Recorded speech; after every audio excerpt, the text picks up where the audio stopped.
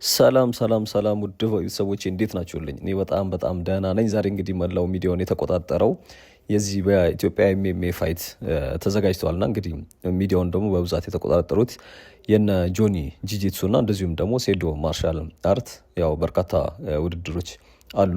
በዋነኝነት ግን አብዛኛውን የዚህ በተለይ ደግሞ የ85 ኪሎ ግራም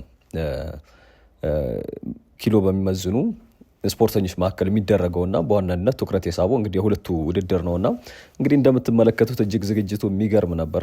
በርካታ ኮንተንት ክሬተሮች፣ ቲክቶከሮች፣ ዩቲዩበሮች የተገኙበት ነበር። እኔ እንኳን አልተገኘሁኝም በስራ ምክንያት፣ ግን እንዶ ከሶሻል ሚዲያ ከቲክቶክ የወሰድኳቸውን አንዳንድ ቪዲዮዎች እየተመለከትን ነው የምንገኘው። እንግዲህ ሁለቱም ከፍተኛ በሆነ ዝግጅትና እንደዚሁም ደግሞ በጋርዶቻቸው ታጅበው በቲሞቻቸው እንደዚሁም ደግሞ በጣም በሊሞዚን በቪኤት ምናምን ነበር እንግዲህ እና ሴዶ ሲገቡ የነበሩት።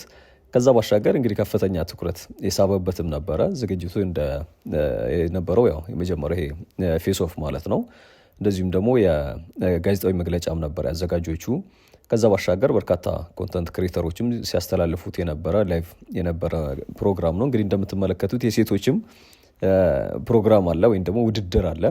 የአንድ ውድድር አለ በሴቶች አማካኝነት የሚካሄድ ማለት ነው። እንግዲህ ወደ 11 የሚጠቁ ውድድሮች ናቸው የሚደረጉት በመካከለኛ በአነስተኛና እንደዚሁም ደግሞ በተለያዩ የስፖርት አይነቶች ማለት ነው። ከነ ሴዶና እንደዚሁም ደግሞ ከጆኒ ጂጂትሱ ግጥሚያ በተጨማሪ ማለት ነው። እንግዲህ የመጀመሪያው ዙር የተካሄደውም እንደሚታወቀው አድዋ 00 ሙዚየም ነበረ። ሌላውም እንግዲህ የሚካሄደው ነሐሴ 21 እንደሆነ ተነግሯል። ምናልባት እንግዲህ እስኪ ስለዚህ ስፖርት ወይም ደግሞ ስለዚህ ውድድር ምን ይሰማቸዋል? እንግዲህ በኢትዮጵያ ለሁለተኛው ዙር ነው የሚሆነው ማለት ነው። ከዛ ባሻገር እንግዲህ በተለይ ደግሞ ትኩረት ስቦ የነበረው በዋነኝነት አንዱ በዚህ በሴዶ አማካኝነት ነው። የተለያዩ ምክንያቶች እየፈጠረ ውድድሩ እንደማይካሄድ ወይም ደግሞ ውድድሩ እንደተሰረዘ እናቴ ትቆጣኛለች፣ አገር ጥሎ ጠፍተዋል ምናምን እያሉ ለማርኬቲንግ ፐርፐዝ በተለይ ከፍተኛ የሆነ ትኩረት እንዲያገኝ ሲያደርጉበት የነበረው ሜካኒዝም ነበረ። ምናልባት ያኛው ከቢዝነስ ሳይድ አንግል በጣም የሚገርም ሀሳብ ነው የሚሆነው። ተቋርጧል ሲባል ይመጣል። እንደዚሁም ደግሞ የሆነ ሰዓት እንደውም እግሬ ተሰብረዋል ምናምን እያሉ ብቻ አይ ቲንክ አዘጋጁ እንደውም አንድ ወቅት ምንድን ነው ሲል የነበረው በኢንተርፖልም ቢሆን እናመጣዋለን ሲል ነበርና ውድድሩ ከተካሄደና ወይም ደግሞ ውድድሩ እንደሚካሄድ ከተስማማ በኋላ ሴዶ ማለት ነው ወደ ቱርክ ሄዶ ነበረ።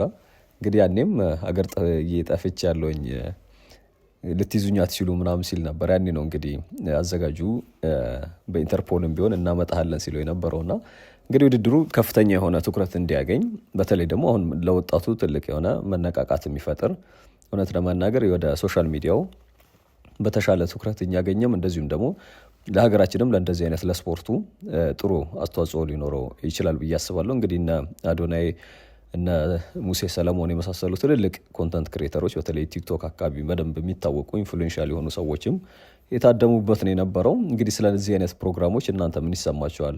ወይም ደግሞ ሀገራችን ላይ እንደዚህ አይነት እንትኖች መካሄዳቸው ምን አይነት ትርጉም ይሰጣቸዋል? ከዛ ባሻገር ግን በዋነኝነት የምፈልገው ማን የሚያሸንፍ ይመስላችኋል? እስኪ ኮመንት አድርጉ። እኔ ምናልባት ከባክግራውንዱ እንደዚሁም ደግሞ ከልምዱ አንጻር ምናልባት ጆኒ የሚያሸንፍ ይመስለኛል። ያው የሴዶን ሪል የሆኑ ወይም ደግሞ ግጥሚያዎችን ስላልተመለከትን ማለት ነው።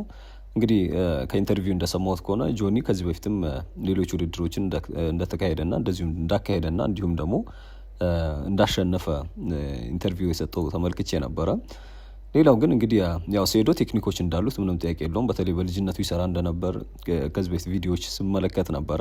ከዛ በኋላ ግን አይ ቲንክ አቁሞ እንደዛ አይነት ነው ሰውነቱ የሚሆነ ምልክት የሚሉት ነገራቶች አሉ። ነገር ግን ጥንካሬ እንዳለው በተለይ ከፖሎች ከተለያዩ ነገሮች ብሎኬት የሚሰብሯቸው ነገሮችን መመልከት እንችላለን። ቪዲዮዎች አይታችሁት ከሆነ ማለት ነው። እንግዲህ ውድድሩ ያው ትንሽ ቀናት ነው የቀረው። ስለዚህ ውድድር ምን እንደሚሰማችሁ ኮመንት ላይ ብታስቀምጡልኝ ደስ ይለኛል። ሌላው ግን ያው እንደሚታወቀው የውድድር ገና በሶሻል ሚዲያ እየተዋወቀ ያለ እንጂ ብዙ ፕሮፌሽናሎች እንዳሉ ይታወቃል። እንግዲህ ጆኒ ደግሞ ካሸነፈ ሌላ እንግዲህ ምክንያት ነው ያለው። እንግዲህ ከአሁን በኋላ ከኔ በላይ የለም የሚለን ይመስለኛል።